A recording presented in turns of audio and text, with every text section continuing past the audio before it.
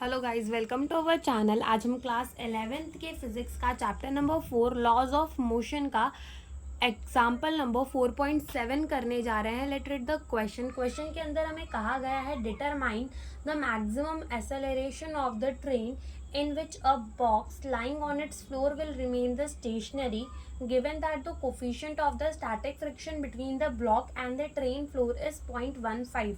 ठीक है, तो देखो सबसे पहले तो ये क्वेश्चन को समझो। मान लो जैसे कि क्या है, एक ट्रेन है। ठीक है, क्या है, एक ट्रेन है। ठीक है, ये ट्रेन के क्या हो गए, पैर हो गए।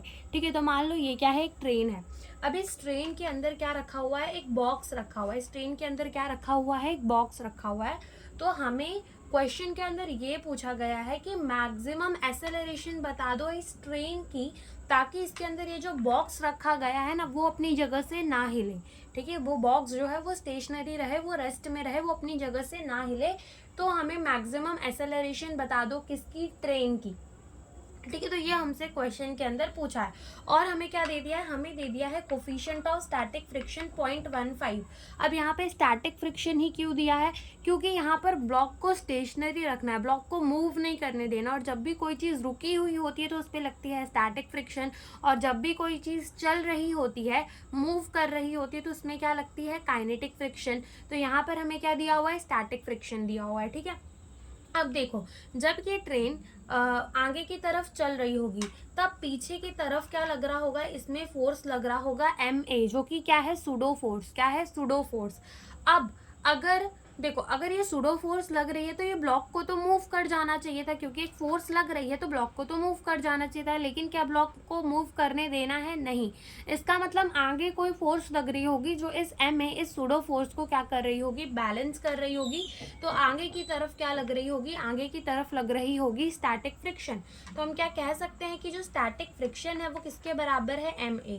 अब स्टैटिक फ्रिक्शन जो होता है उसका फॉर्मूला क्या होता है, म्यू एस इंटू एन के बराबर इज इक्वल्स टू क्या हो जाएगा, ma, वेर एन क्या है, नॉर्मल है। एन क्या है, नॉर्मल है। अब देखो, अब क्या हो रहा होगा कि ये ब्लॉक जो है नीचे की तरफ कितना फोर्स लगा रहा होगा, mg, और ये जो है ये ऊपर की तरफ इस पे क्या लगा रहा होगा, नॉर्मल। यानी कि हम कह सकते हैं कि normal is equals to mg। Normal किसके बराबर है, नॉर्मल mg के बराबर है।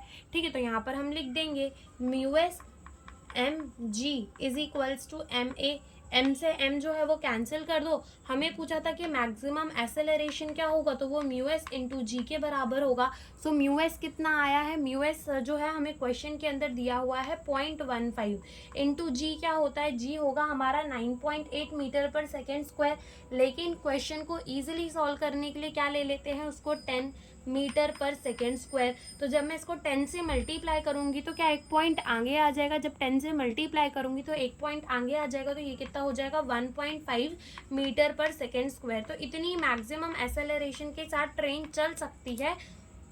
तब तक जो ब्लॉक है वो कैसे रहेगा, स्टेशनरी रहेगा, वो अपनी जगह से नहीं हिलेगा। तो यही हमसे इस क्वेश्चन के अंदर पूछा गया था। Thank you for watching the video.